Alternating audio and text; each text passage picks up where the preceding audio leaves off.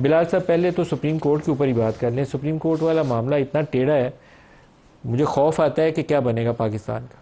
जी बिस्मिल्लाहिर्रहमानिर्रहीम। नदीम साहब बहुत शुक्रिया जी अपने शो में दावत देने का। देखिए सुप्रीम कोर्ट की चलें काफ़ी डेवलपमेंट्स रिसेंटली होती रही हैं, प्रैक्टिस एंड प्रोसीजर ऑर्डिनेंस का भी आपने जिक्र किया, मगर आज की जो डेवलपमेंट हुई है 63A के बेंच के हवाले से, देखिए मेरे नज़दीक तो 63A की judgement itself is a classic case of rewriting the constitution. ये 63A एक ऐसी शिक है आइन की जिसमें वायलेशन भी बड़ी क्लियरली डिफाइंड है और उसकी पेनल्टी भी बड़ी क्लियरली डिफाइंड है, और इसमें कोई अभाम नहीं था।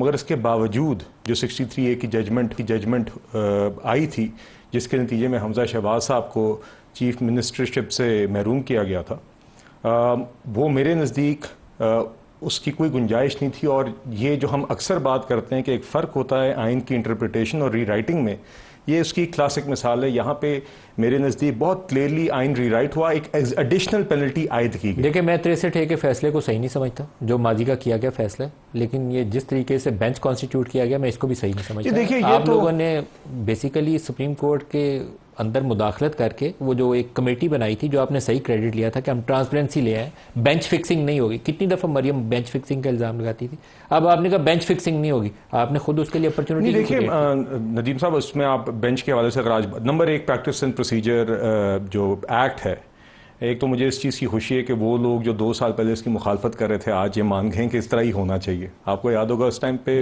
वो मान्य है तो आप पीछे हट गए। नहीं जी, हम आज भी देखिए, तब भी 3 जजेस के पास के जरिए जो मुदाखलत किया दुरुस्त नहीं, आज भी उस वक्त भी 3 जजेस के पास इख्तियार था, आज भी है, मगर एक यकीनन फ्लेक्सिबिलिटी एक दी गई है चीफ जस्टिस को, तीसरे जज की, और वो उससे ये है, और उसमें मुनीब अख्तर साहब को ना लगाने की वजूहात भी चीफ जस्टिस ने खैर बयान की। वो कोर्ट का बहरहाल एक अंदरूनी मामला है। मगर अगर आज 63A के बेंच की बात करें तो ये तो बुनियादी तौर पर बहुत खौफनाक शक्ल इख्तियार कर चुका है। जस्टिस मंसूर अली शाह, जो अगर आप अपने इस पैकेज के अंदर कामयाब नहीं होते तो उन्होंने 26 अक्टूबर को चीफ जस्टिस ऑफ पाकिस्तान बनना है। पहले उन्होंने उसके ऊपर तहफ़्फ़ुज़ात का इजहार किया, फिर जस्टिस, फिर अब उन्होंने खत लिख दिया। तो आप लोगों के लिए मेरे लिए जी माजरत के साथ, सुप्रीम कोर्ट जजेस should not be picking and choosing laws that they like and don't like, and they choose to apply and don't apply. You amended this act through an ordinance. In either and it will be laid as a bill when the assembly comes into session. मगर ये आइन इसके लिए provide करता है, तो माजरत के साथ किसी जज को ये इख्तियार नहीं है कि वो कहे कि ये कानून तो मुझे अच्छा नहीं लग रहा, इसलिए मैं इस पे नहीं बैठूंगा।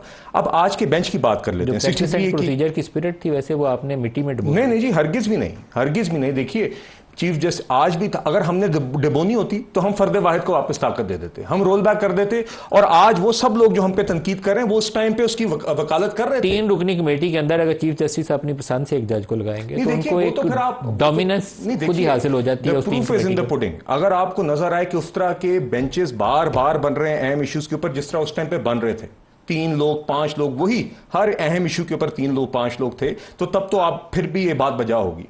अब आज का बेंच देख लीजिए, जो आज का बेंच बना था, 5 रुकनी बेंच था, जिसमें से 3 वो जजेस थे जो ओरिजिनल जजमेंट के जो ओरिजिनल बेंच था, और मामले के अंदर एड हॉक जज को शामिल किया गया। ये बात समझने से नहीं, बहरहाल वो तो दो और जजेस आने थे जो नहीं थे उस पर। मगर बहरहाल बात यह है कि आज जस्टिस मुनीब अख्तर साहब ने भी एक मेरे नज़दीक तो बड़ी, मैं इतना शायद नहीं समझता सुप्रीम कोर्ट के प्रोसीजर्स को, उन्होंने कहा कि जी मैं आज बैठूंगा भी नहीं, मगर मैं रिक्यूज भी नहीं कर रहा।